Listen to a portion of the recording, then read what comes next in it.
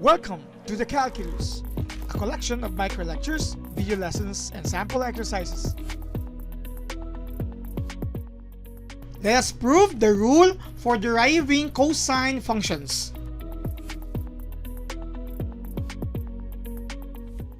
For this video, we are going to show the proof for the rule of the differentiation of cosine functions. We are given here with this notation. This also means differentiation or derivative of cosine x being negative sine x. By the way, this is very critical to be remembered because the derivative of sine is positive cosine. We had that in the previous video.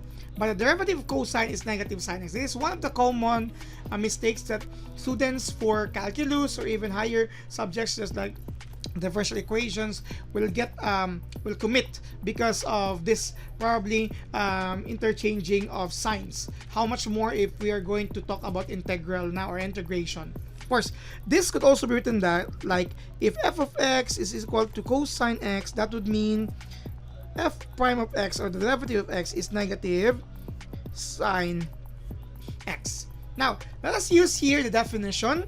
The definition is structured in this form. If we have f of x, its derivative is the limit of f of x plus delta x minus f of x over delta x as delta x approaches to 0. But in this case, since we are talking about trigonometric functions, we're going to have a different version for that, but still the same. Now, I would like to bring you to the other form. There is also another form that other references are using. Instead of delta x, they use h because it's easier for h to be manipulated instead of delta x, but they are just the same.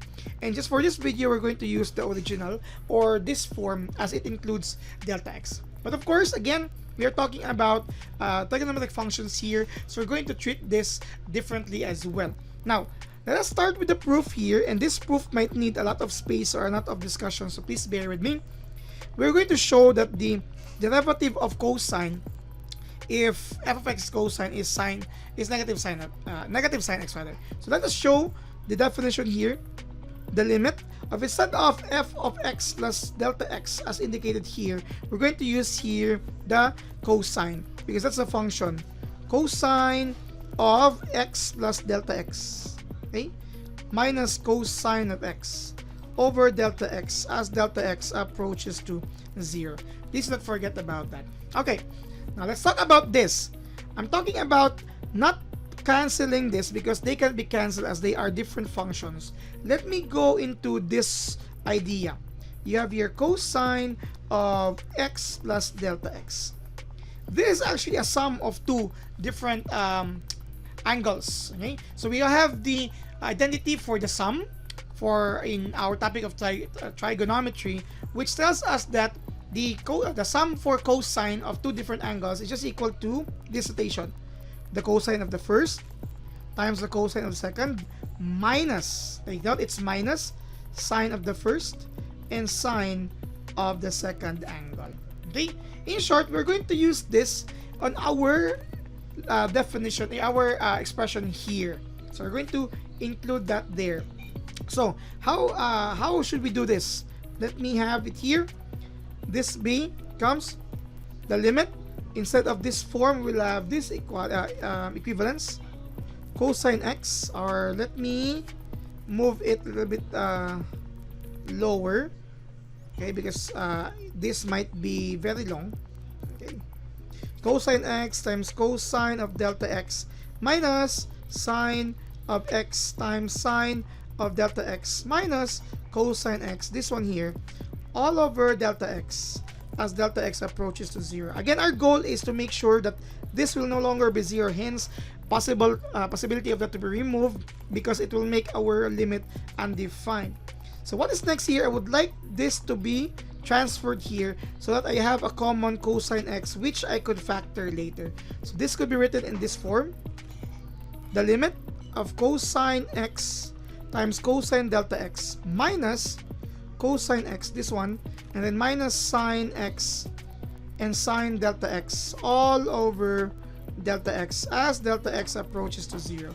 As mentioned, I have here a factor to which I could just simply factor out in the next step So I have here the limit of cosine x times cosine delta x minus 1 as I remove this, okay, or factor that, okay, minus still sine x and sine, sorry, that's sine delta x. These are all over delta x here as delta x approaches to 0.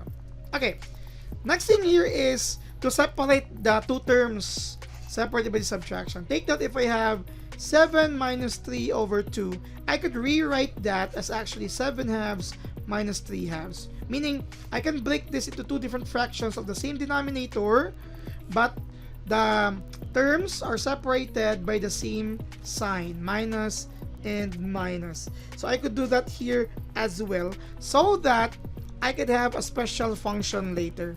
So I have the limit of, first, I have here cosine x times cosine delta x minus 1 all over delta x minus sine x times sine delta x all over delta x.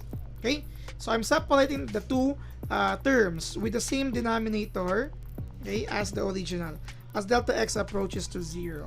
Now, we have limit theorems which will allow us to actually separate the terms under difference as well as product. I'm talking about this. There is a limit theorem that allows me to separate this into two limits, meaning the limit of a difference or a sum in general is equal to the sum of the individual limits. So what I could do here is actually this form: the limit of cosine x times cosine delta x minus 1 all over delta x as delta x approaches 0 minus the other limit. So I separated the limits: sine x times sine delta x over delta x as delta x approaches to 0.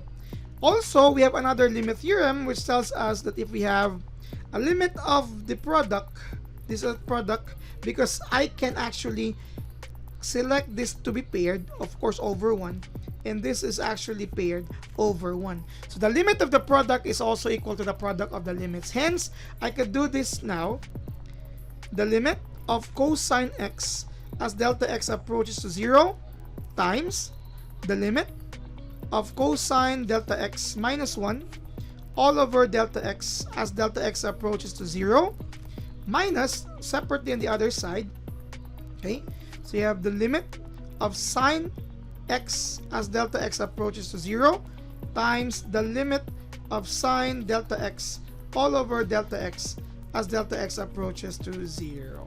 So once I did that, I would like you to look into this and this now. They're actually considered as special functions. If you would like to review our playlist on limits and continuity, we have proven this already, that for a specific limit of, let's say, sine t over t as t approaches to 0, this is not indeterminate form as 0 over 0, but it's actually has another specific limit which is just equal to 1. At the same time, the limit of 1 minus cosine t over t as t approaches to 0, this is also not an indeterminate form. We have shown this value using table of values is equal to 0. Okay, so I'm talking about this form here because this has the same angle and denominator following this, as well as the angle and denominator here. But of course, I would like to share to you that this form, okay, the cosine delta x minus 1 over delta x could actually be written like this. Okay, the limit of, as delta x approaches 0. We can actually rearrange them. So the limit of negative 1 plus cosine delta x over delta x as delta x approaches to 0. As we factor negative 1 here, so you have positive 1 minus cosine delta x as over delta x as delta x approaches to 0.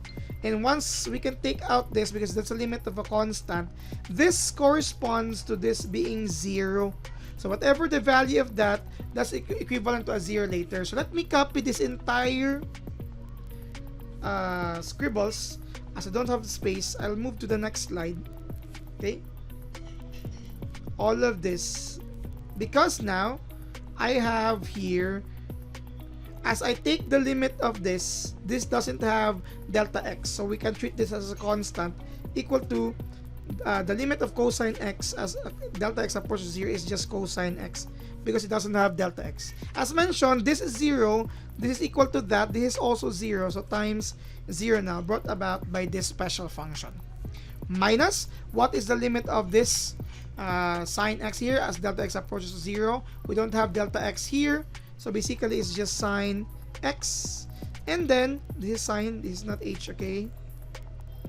Then this here, this is just equal to 1 as we have the same angle as this. So these are all equal to 1. So times 1. With this, you will have 0 minus sine x, giving us negative sine x. And what is this actually? That's what we are trying to show here. That the derivative of cosine x is just negative sine x. So from f of x here, given that f of x is cosine x, we have shown, therefore, that f of prime of x is negative sine x. Or, we have shown that the derivative of cosine x, because this is where f of x is cosine x, is equal to negative sine x. This ends our proof for this rule for the derivative of cosine. Okay? Just like that and here. Take note that we were able to do this, okay?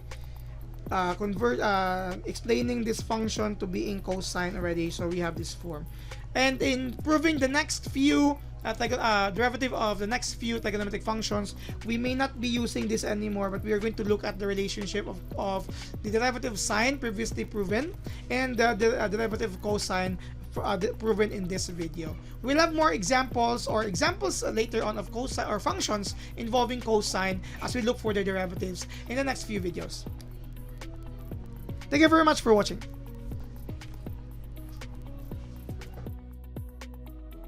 So what are you waiting for? Subscribe now.